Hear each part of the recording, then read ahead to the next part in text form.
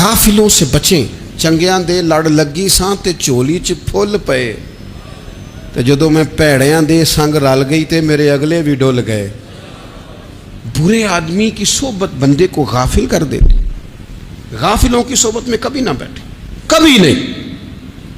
غافل آدمی آپ کو غافل کر دے گا. میرے نبی پاک علیہ الصلوۃ والسلام نے فرمایا انسان اپنے دوست کے مذہب پر ہوتا ہے. یہ بہت بڑے لفظ ہیں. فرمایا المرء علی دین خلیلہ, انسان اپنے دوست کے مذہب پر ہوتا ہے. تو دیکھ تو نے دوست کس کو بنایا ہے. جو تیرے دوست کا مذہب ہوگا وہی تیرا ہو جائے گا. ہم نے دوست بنایا نا غوث پاک جیلانی کو,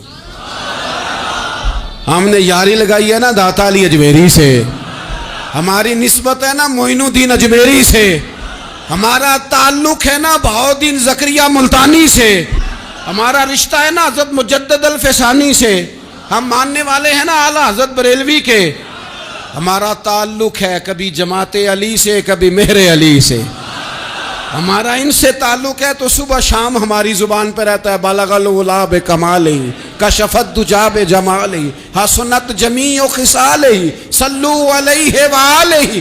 ان سے تعلق جڑا ہے نا تو کئی دفعہ تنہائیاں تڑپا دیتی ہیں اور تڑپ کے کہتے ہیں اج سکھ متران دی ودھیری ہے, اج سکھ متران دی. سکھ کہتے ہیں اڈیق کو, متر کہتے ہیں محبوب کو. اج سکھ متران دی ودھیری ہے, اے کیوں دلڑی اداس گھنیری ہے, لوں لوں وچ شوق چنگیری ہے, اج نینا لائیاں کیوں جھڑیاں. سبحان اللہ سبحان اللہ سبحان اللہ. پہلے کہتے ہیں سکھ متران دی ودھیری ہے یعنی اداس ہوں, پھر حضور کے جلووں پہ نظر کرتے ہیں, کہتے ہیں سبحان اللہ سبحان اللہ. ماں اجمل کا, ماں احسانہ کا, ماں اکمل کا, اور پھر فوراً کہنے لگے او کتھے مہر علی, او کتھے مہر علی, کتھے مہر علی, تے کتھے تیری سنا. اب دیکھو مشتاق اکھیں کتھے جاڑیاں بلغ العلا بکمال کشف الدجی بے. اور میرے اعلیٰ حضرت کہنے لگے سرور کہوں کہ مالک و مولا کہوں, تو باغ خلیل کا گل زیبا کہوں تجھے, تیرے تو وصف عیب تناہی سے ہیں بری, حیران ہوں میرے شاہ میں کیا کیا کہوں تجھے. غافل آدمی کی علامت ہے برے لوگوں کی صحبت میں. خبردار ان کے پاس نہ بیٹھنا جن کے پاس بیٹھنے سے تمہارے دلوں میں اولیاء اللہ, اللہ کے بندوں کی عداوت پیدا ہو. خبردار خبردار ان کے پاس نہ بیٹھنا جن کے پاس بیٹھنے سے تمہارے دلوں میں حضور کی اولاد پاک کے بارے میں شک پیدا ہو. خبردار اس شخص کے پاس نہ بیٹھنا جو امام حسین ابن علی کے بارے میں کوئی کمزور بات کرتا ہو, بچنا. خبردار اس سے بچنا جو حضور کے صحابہ کے بارے میں بات کرے, بچنا بچنا اس سے. جو سیدنا ابو بکر صدیق کے بارے میں کوئی, دیکھو کیا مقدر ہیں صدیق و فاروق کے, جن کے گھر ہی رحمتوں کے خزینے میں. بھلا کیا کہا نبی پاک, حضور نے فرمایا میرے اوپر جس نے نیکی کی تھی بدلہ دے دیا ہے. یہ جو میرے ابو بکر صدیق ہے نا, ان کو میں اللہ کی بارگاہ میں لے جاؤں گا, کہوں گا مالک تو ہی بدلہ عطا فرما. ایک ہاتھ میں جناب صدیق کا ہاتھ پکڑا, ایک میں حضرت عمر کا ہاتھ پکڑا, اور حضور مسجد نبوی سے باہر آ رہے ہیں. دیکھنے والے کی زبان سے بے ساختہ سبحان اللہ نکل گیا. کیا شان ہے, کیا مقدر ہے. تو حضور علیہ السلام رک گئے اور روک کے فرمایا تو حیران ہو رہا ہے نا, تو حیران ہو رہا ہے نا کہ میں نے ایک ہاتھ میں ابو بکر کو پکڑا ہے, ایک میں عمر کو پکڑا ہے. فرمایا قیامت میں جب میری قبر کھلے گی تو میں اسی طرح قبر سے نکلوں گا, اس طرح میدان محشر میں میں آؤں گا. خبردار حضور ایک وفاداروں کے وفادار رہنا, ان کے وفادار رہنا. ان کے وفادار رہنا بڑا عجیب دور آیا ہے. ہم نے یہ دور دیکھا ہے کہ لوگ حضور کے صحابہ کے بارے میں بھی بات کریں گے. اب نبی پاک کی اولاد پاک کے بارے کو بھی ڈسکس کیا جائے گا. اپنا منہ تو دیکھ، اپنی حیثیت دیکھ، اور پھر وہ بندے دیکھ جن کو اللہ نے چن کے اپنے محبوب کی غلامی کے لیے حضور کے قریب بٹھایا ہے. تو بچنا ایسے لوگوں سے، پرہیز کرنا، خبردار، عقیدہ ستھرا رکھنا، عقیدہ ستھرا رکھنا، صاف رہنا، پاکیزہ رہنا، غافلوں کی صحبت سے بچنا. بڑا ڈرتے ہیں اللہ سے، دعائیں مانگتے ہیں، یا اللہ نسلوں میں بھی وہی بندے پیدا فرما جو عقیدے پکے رکھنے والے ہیں. وہ بندے پیدا فرما ہماری نسلوں میں. ایک وہ بندہ بھی غافل ہو جاتا ہے جو امیدیں لمبی لگا لیتا ہے، جن کے منصوبوں میں دولت بھی ہوتی ہے، گھر بھی ہوتا ہے، اولاد کا بڑا ہونا بھی ہوتا ہے، پوتے پوتیاں نواسے نواسیاں دیکھنا بھی ہوتا ہے، یہاں بھی گھر وہاں بھی گھر، یہ سیر، یہ سارا کچھ ہوتا ہے.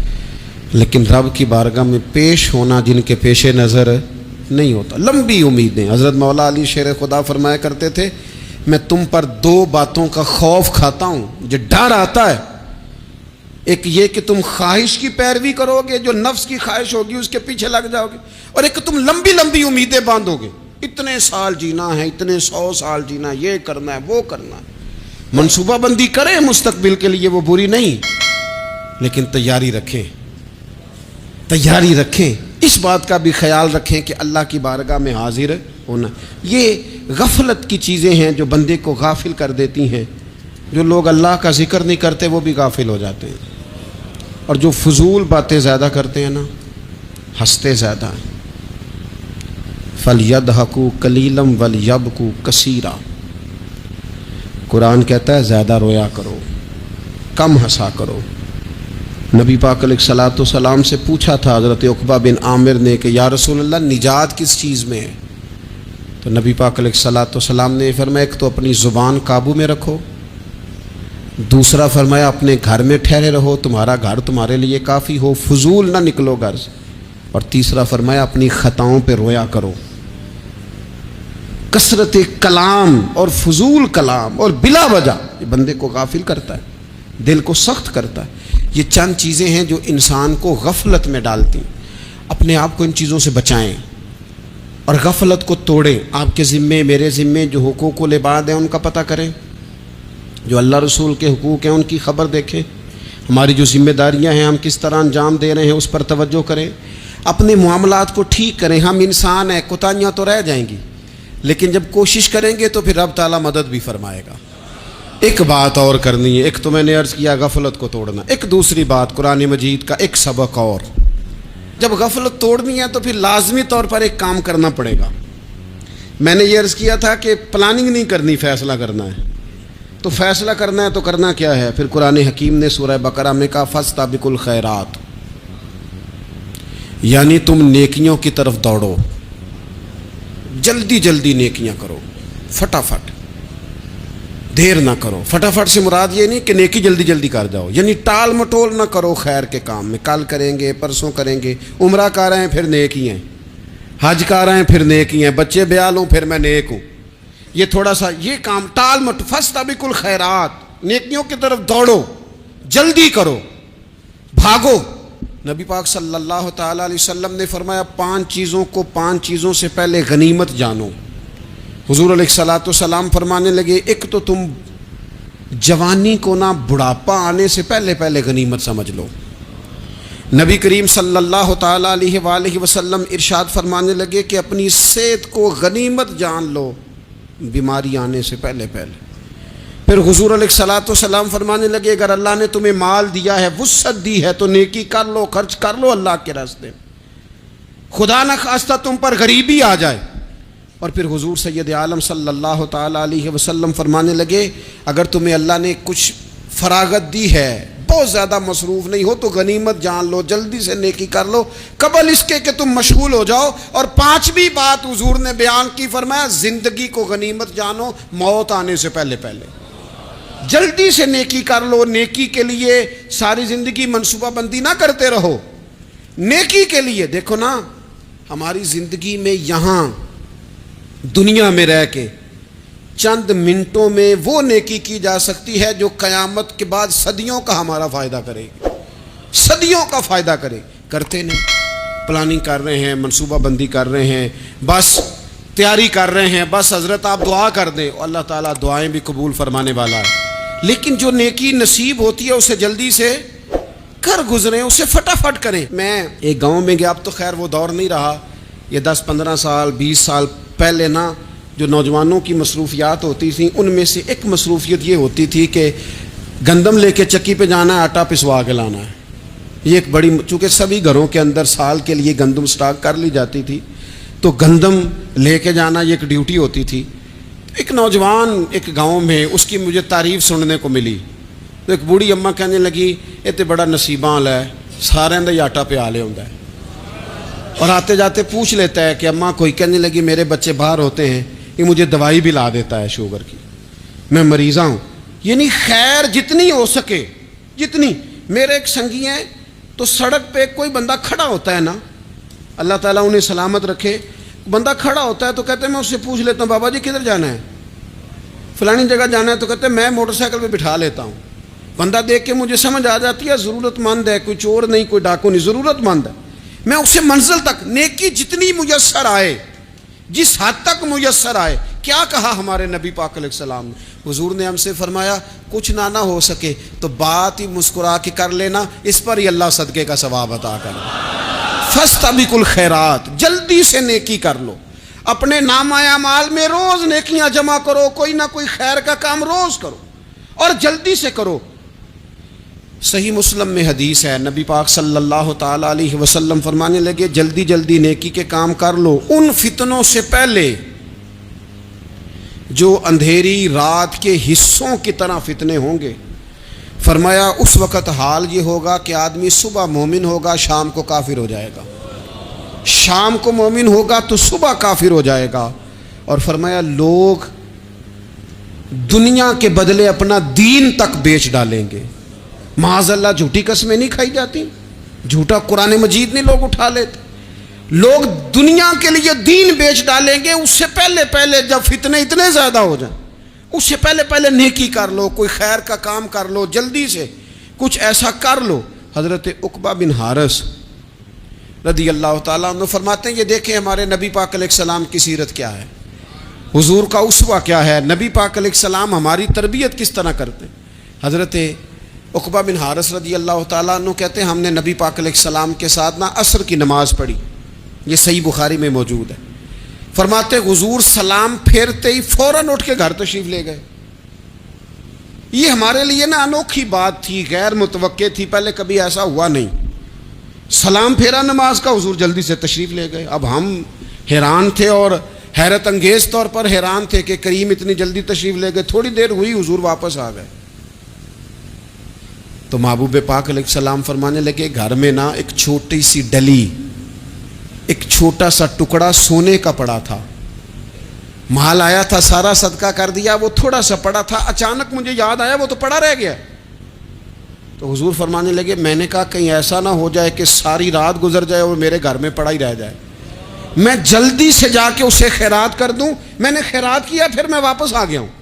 جلدی سے نیکی، جلدی سے نیکی کر لی جائے. ہم بڑا انتظار کر رہے ہیں، بڑا لمبا ہمارا پروگرام ہے، ہمارے پاس ٹائم ہی بڑا ہے. کسی نے کان میں کہہ دیا ہے تیرے پاس بڑا وقت ہے، ابھی تو بڑی عمر پڑی ہے، ابھی تو جناب او میرے بھائی یہ لوگوں کے کہنے کی باتیں ہیں. پھر پتہ ہی نہیں چلتا حالات کس طرح کے ہو جاتے ہیں اور کیا معاملات انسان کے ساتھ درپیش ہوتے ہیں. جتنی خیر میسر آئے، جتنا بھلا میسر آئے، جتنی انسان کو توفیق ملے. میں نے بزرگوں کو دیکھا، اپنے اصحاب کو، پہلے وہ خدام سے کہتے کہ میں سونے لگا ہوں اور پابند کرتے لوگوں کو کہ فلاں وقت، بزرگوں کو میں نے دیکھا اپنے، وہ پابند کرتے لوگوں کو کہ فلاں وقت میں موجود ہوں گا آنا، خود پابند فرماتے. اور پھر جب بیدار ہوتے نا تو سب سے پہلے خدام کو بلا کے پوچھتے کوئی مہمان تو نہیں آیا؟ وہ جناب آپ نے خود ہی تو پابند فرمایا فلاں دن آنا. کہنے لگے چل یار اگر کوئی آیا تو مجھے ملا لو، میری ملاقات کرا لو. کیوں؟ اس لیے کہ دور سے آیا ہے، مجھ سے ملنے آیا ہے، کوئی خیر کی بات سیکھنے آیا. چلو میرے نامہ اعمال میں کوئی نیکی جائے گی، کچھ نہ کچھ خیر جمع کر لی جائے، کچھ نہ کچھ ڈیوٹی کر لی جائے. کچھ کام کریں اور جلدی سے کریں. حضرت جابر ابن عبداللہ انصاری رضی اللہ تعالیٰ عنہ بیان کرتے ہیں، یہ بھی بخاری میں موجود ہے. کہتے ہیں ایک صحابی نا نبی پاک علیہ السلام کی بارگاہ میں حاضر ہوئے غزوہ احد کے موقع پر، اور حال ان کا یہ تھا کہ وہ کھجور کھا رہے تھے، اور کھجور انہوں نے منہ میں رکھی ہوئی تھی. حضور کی بارگاہ میں حاضر ہوئے اور عرض کرنے لگے یا رسول اللہ صلی اللہ تعالیٰ علیہ وسلم، اگر میں شہید کر دیا جاؤں تو کہاں جاؤں گا؟ حضور فرمانے لگے جنت میں. تو کہتے ہیں انہوں نے جو کھجور منہ کے اندر تھی نا وہ انہوں نے نگلی نہیں، اندر نہیں لے گئے، اس کو باہر نکالا اور دوڑ کے آگے بڑھے اور جنگ کرنی شروع کر دی، اور لڑتے لڑتے شہید ہو گئے. کیا سبق دیا انہوں نے؟ سبق یہ دیا کہ نیکی کرنے میں اتنی دیر بھی نہیں کرنی جتنی کھجور کھانے میں دیر لگتی ہے. جلدی سے نیکی کرنی ہے، فٹافٹ نیکی کرنی، اس کے اندر ٹال مٹول نہیں کرنا. اسی وقت انہوں نے کھجور باہر نکال دی، دوڑ کے انہوں نے. حضرت انس بن نضر رضی اللہ تعالیٰ عنہ، حضرت انس بن مالک رضی اللہ تعالیٰ عنہ کے چچا ہیں، میدان احد میں نا احد پہاڑ کے قریب کھڑے تھے، لوگوں سے کہہ رہے تھے جلدی جلدی ادھر آؤ. وہ جنت جو انسان کو انتقال کے بعد نصیب ہوگی اور قیامت کے بعد نصیب ہوگی، فرماتے تھے مجھے تو ابھی احد پہاڑ کے اندر سے جنت کی خوشبو آ بھی رہی ہے، لہذا جلدی سے آؤ، ادھر دوڑو، جہاد کرو، آؤ کفار سے لڑیں. تو نیکی میں دیر نہیں کرنی. جو نیکی میسر آتی ہے، جس کو میسر، ماں باپ میسر ہیں تو خدمت کر لیں، اہل خانہ ہیں تو حسن سلوک کر لیں، اللہ نے اولاد دی ہے تو اچھی تربیت کر لیں، دوست ہیں تو خیر خواہی کر لیں. اگر آپ کو اللہ رمضان عطا کرتا ہے تو زیادہ سے زیادہ اس کی عبادت کر لیں. اگر نظر ٹھیک ہے تو تلاوت زیادہ سے زیادہ کر لیں. زبان چلتی ہے تو رج رج کے مدینے والے محبوب پہ درود و سلام پڑھ لیں، اللہ تعالیٰ کا ذکر کر لیں. جلدی سے خیر جمع کریں، اپنے وقت کو ضائع نہ کریں. یہ آج کا سبق ہے. ایک تو ہم نے فیصلہ کرنا ہے کہ بس غفلت نہیں، اب غفلت، اب انشاءاللہ اللہ اللہ کرنی ہے، اب کوئی خیر کا کام کرنا ہے. میرے حضرت کا ایک جملہ کبھی نہیں بھولنا، فرمایا کرتے تھے زمین کے اوپر کام، نیچے جا کے آرام. یہ چھوڑ دیں اتنے گھنٹے سونا ہے تو یہ کرنا ہے تو میری نیند میں دخل کوئی نہ ڈالے، پھر سوتے ہی رہ جائیں گے، سوتے ہی رہ جائیں. زمین کے اوپر کام اور نیچے جا کے جاگنا ہے، جاگ لے افلاک کے سائے تلے، پھر حشر تک سوتا رہے گا خاک کے سائے تلے. اب جاگ لے افلاک کے سائے کے نیچے، جاگ، کھول آنکھیں.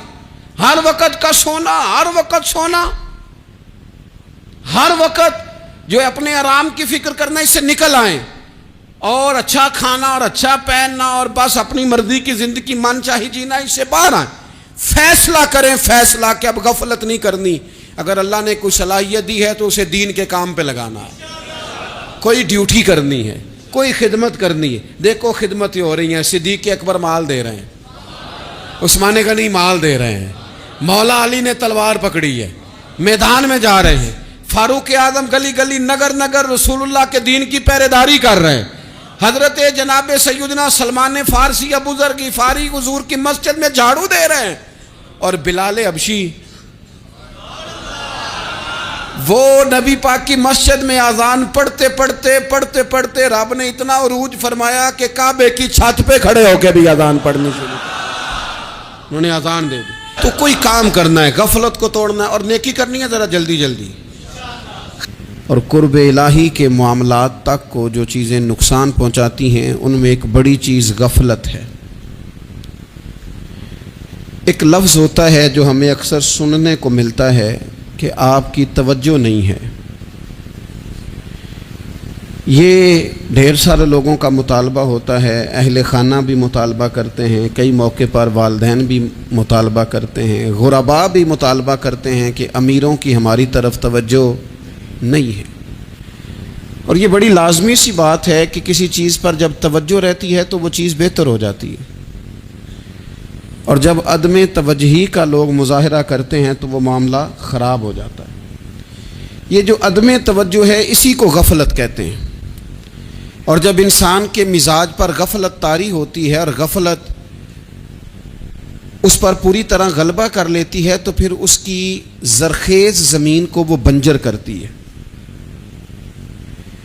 غفلت انسانی دل کے لیے بڑی نقصان دہ چیز ہے اور انتہائی تکلیف اور ضرر کا باعث ہے۔ دلوں پر جو قحط نازل ہوتا ہے، قحط، ویران ہو جاتے ہیں دل، اور جو دلوں پر خشکی نازل ہوتی ہے کہ طبیعتیں خشک ہو جاتی ہیں، یہ غفلت کی وجہ سے ہوتی ہے۔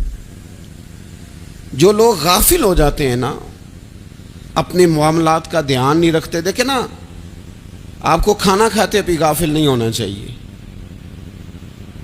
اگر کھانا بھی غیر معتدل کھا لیا جائے تو وہ انسان کی طبیعت کے لیے باعث ضرر بن جاتا ہے، نقصان کا باعث بنتا ہے۔ بات کرتے ہوئے بھی غافل نہیں ہونا چاہیے، کئی دفعہ جملے ایسے نکل جاتے ہیں جو انسان کے لیے پھر شرمندگی کا باعث بنتے ہیں۔ انسان کو غافل ہو کر کوئی کام نہیں کرنا چاہیے، غافل ہو کر، مدہوش اور بے ہوش ہو کر نہیں۔ غفلت دل کو ویران کرتی ہے، طبیعت میں خشکی لاتی ہے۔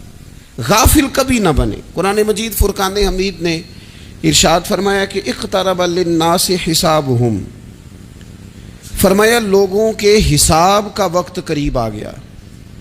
وہم فی غفلۃ معرضون، اور وہ ابھی بھی غفلت میں منہ پھیرے ہوئے ہیں۔ ٹائم آ گیا حساب دینے کا، لیکن وہ ابھی بھی غافل ہیں۔ ہمارے جو زیادہ تر نقصان زندگی میں ہوئے ہیں وہ صرف ہماری غفلت کی وجہ سے ہوئے۔ ہم نے چیزوں پر توجہ نہیں دی، چیزیں گڑبڑ ہو گئیں۔ جس آدمی نے پھول لگائے ہوں، پھل لگائے ہوں، کھیتی لگائی ہو، وہ دانہ ڈال کے پانی دے کے فارغ نہیں ہو سکتا، اسے توجہ کرنی پڑتی ہے۔ اور کسی نے کہا تھا مالی جیندے ہون تو پھر بوٹے سوکدے نہیں، اگر موجود ہونا ان کو سینچنے والا، رکھوالی کرنے والا، تو پھر ان کی جڑیں کبھی خشک نہیں ہوا کرتی۔ ہماری جو غفلتیں ہیں یہ بڑی ضرر کا باعث ہیں، نقصان کا باعث، اور مجبوری معاف ہوتی ہے، غفلت معاف نہیں ہوتی۔